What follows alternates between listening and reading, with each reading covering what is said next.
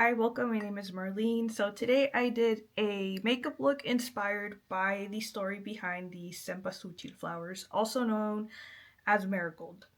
It is called Cempasuchil in Spanish. When I did my Day of the Dead video, I did mention the bright orange marigolds that are placed on the altars and also how they have this very vibrant smell to them that helps guide those that have passed to their altars. And I mentioned in that video that there is a story behind these flowers, and it is a love story, and I wanted to tell it to you today, and that is what inspired this makeup look. So I will play little clips of how I got to this look. I did a little hummingbird, a little marigold inspired eye look. But let me tell you the story about the Cempasuchil flowers. Cempasuchil is the name given to the Mexican marigold flowers, and it comes from the Aztec language, the Nahuatl, which means 20 petals flower. I am going to be reading this off of a website. I will link the website down below. And I did see the story behind these flowers when I was doing my research for the Day of the Dead video, mentioned several times. So I'll link the website below, but just to let you know that I am reading straight from this. There are names in this that I'm probably going to butcher because they are in the Nahuatl language. Alright, let's begin with the story. The Legend of Day of the Dead Cempasuchil Flowers.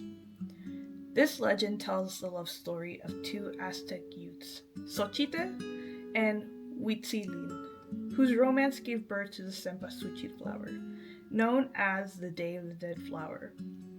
This wonderful love story began when the two young Aztecs were still children. They used to spend all their free time together, playing and exploring the town.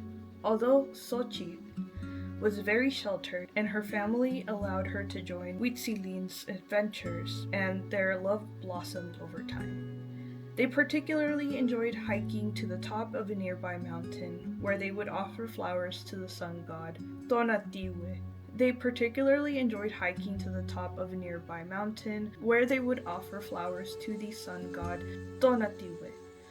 The god seemed to appreciate their offering and would smile from the sky with his warm rays. On a particularly beautiful day, on top of the mountain, they swore their love would last forever. When war broke out, the lovers were separated as Huitzilin headed to fight and protect their homeland. Soon the dreaded news of Huitzilin's death reached Xochitl. She felt her world falling to pieces, her heart completely torn. She decided to walk one last time to the top of the mountain and implore the sun god, Tonatiuh, to somehow join her with her love, Huitzilin. The sun, moved by her prayers, threw a ray that gently touched the young girl's cheek. Instantly she turned into a beautiful flower, of fiery colors as intense as the sun's rays. Suddenly a hummingbird touched the center of the flower with its beak. It was Huitzilin, who was reborn as a handsome hummingbird. The flower gently opened its 20 petals, filling the air with a mysterious and lovely scent. The lovers would be always together, as Cempasuchil flowers and hummingbirds existed on earth. This is how the Cempasuchil flower came to be. Yeah, I just thought that was a really cute and endearing story. And ever since I did that little deep dive into the Day of the Dead and its origins, because as I mentioned, growing up I never celebrated it and I never really got to understand the meanings behind a lot of things. I've been going back and learning little bits about my culture, and I've been running into all these little types of stories and they stick with me. And then last night I was just kind of, thinking about it, and I was like, oh, it'd be really cool if I could do a little hummingbird with the marigold. So that's what inspired this makeup today. Maybe more makeup looks to come inspired by some of these stories. There are so many stories that I have come across. So if you enjoyed this, please give it a like, and hopefully I see you in another video, and I hope you take care. Bye. I will list the products that I used down below. I did end up using 4 Bella Beauté bar palettes: the Basic Witch, the Recently De-Influenced, the Poison Garden and the Dark Dreamscape. I also, for my little hummingbird here, used some, I started off using some of these Kaleidos liners.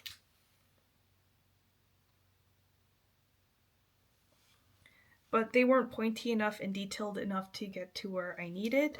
So I ended up using a Violet FR U paint. And then my all-time favorite eyeliners from Lethal Cosmetics. These ones, I'm telling you, I love them. That is what got most of the green here and the blue here, and for the red, it was the Violet FR paint. Lips, I did Westman Atelier lipstick in the color Mabiche, an About Face lip liner in the color Lost Time. For eyeliner, my other all-time favorite sparkly liner that I always go to, the Half Magic Sugar Pill in the color Money Please.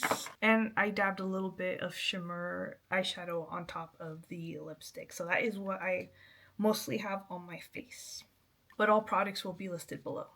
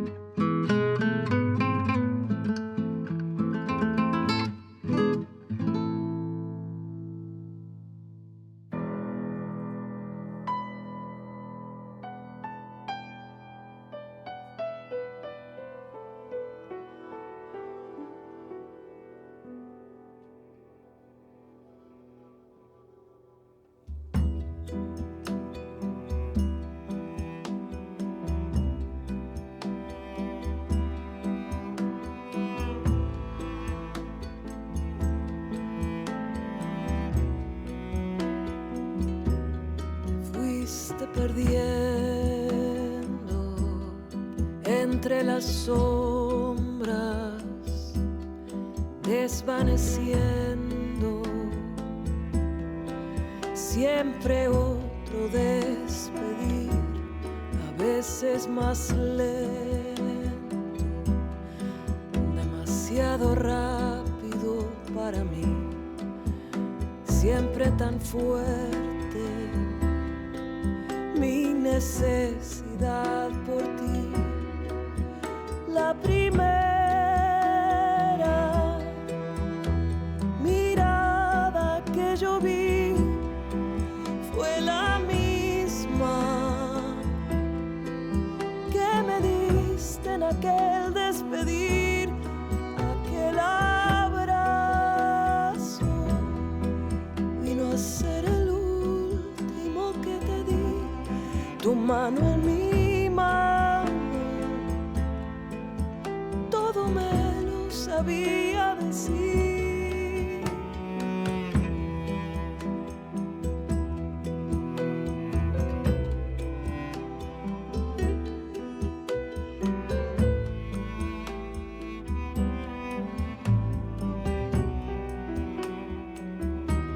El dolor me ahoga,